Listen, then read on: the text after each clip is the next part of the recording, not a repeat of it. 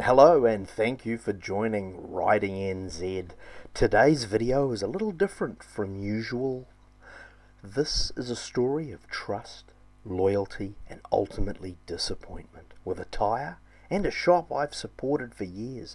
So if you've been burned by bad service, stick around, you might relate. My journey with the Bridgestone S22 tyres began back in 2019 when I was riding the BMW S1000RR. I had been running Metzeler M7s, but many of the guys that we ride with were on 22s, raved about them, and wow, they were grippy, predictable, and even fantastic in the wet. I was hooked. When I moved on to the Kawasaki Versys 1000, lovingly nicknamed Fiona after Shrek's green princess, I didn't hesitate to fit another set of S22s. And even though it wasn't a sports bike, the tyres made an incredible difference. Now I went through a few sets on Fiona and couldn't have been happier. Next came Maximus Prime, my Yamaha MT10 SP. Now it came on Bridgestone S21s, and honestly I hated them, especially in the wet. But as soon as I swapped to S22s, it transformed the bike. I went on to use 3 sets on Maximus, each one as reliable as the last. Happy days. Now this is where the story turns. Enter the KTM 1290 GT, my first V-twin I've ever owned. This bike is fantastic. Now it came with a near brand new set of S22s, fitted by the Honda shop, only 500 Ks before I bought it. Now I added another 1500 Ks, bringing it up to 2000, and then something felt off, like off the edge of a cliff. Yes, a slight exaggeration to clarify there. We were on a ride and a friend pointed out to me that I didn't look comfortable on the bike. So we inspected the bike, we looked around it, we looked at the tyres, and we saw a few cracks in the front tyre, in the water groove. But that few cracks turned out to be 42 on both sides, 2 to 3 centimetres long. Now tell me, have you ever thought about the advantages of having 3 or 4 hands? Well, trying to film a tyre not on a rim and looking at the cracks is actually tricky, but here they are. In Douglas Adams' The Hitchhiker's Guide to the Galaxy, 42 is the number from which all meaning can be derived. Now I gotta say, at this point I just thought, well look, hey, I know these guys, they know me, they know all the story. I need a new tyre and I'd get a deal. But it wasn't as straightforward as that.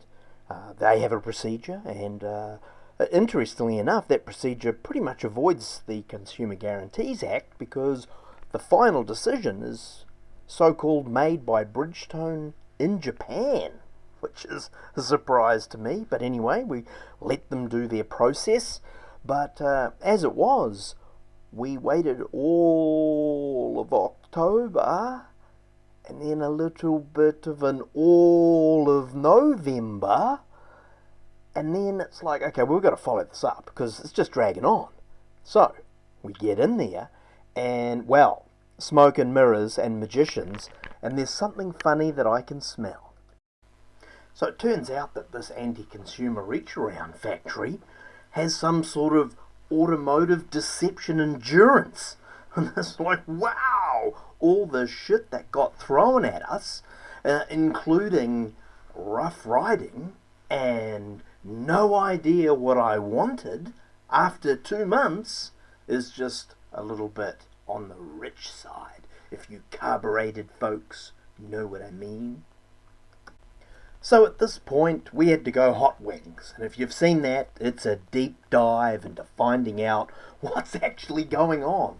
And well, goodness me, it turns out that Bridgestone aren't perfect. They do have the odd failure, so it is on the cards that, hey, maybe we do get a dud.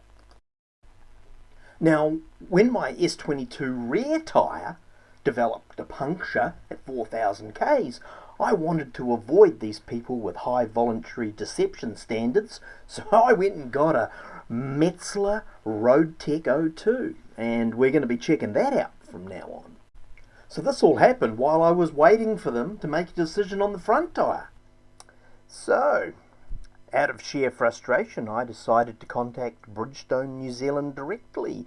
Now, it turns out there's two importers, and the first one, Bridgestone New Zealand, they only deal with car and truck tyres, not motorcycles. But the thing is, they replied to me in 1 hour and 45 minutes. And the chap was very nice. He explained to me the details. He was surprised about needing to go to Japan for an answer. He said normally it just gets dealt to on the spot.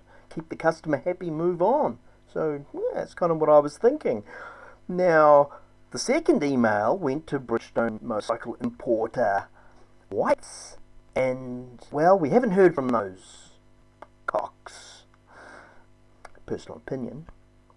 And these are the brands they do, but, I mean, why would I give them my business? I mean, I don't need a Senna because I've got a Kato, and I like Shoei, but I could get one in Japan next time I'm there, or maybe it's time for an Arai. And as far as tyres, well, I'm happy on the Metzeler, so I'm not going to give these guys the steam off my dog's piss. So, back to the mission, break out the whipped cream. Regular content will be resuming soon. Please hang in and watch and subscribe, tell your friends, maybe share this video and consider thinking about, hey, where am I going to get my tyres from if I live in the Waikato?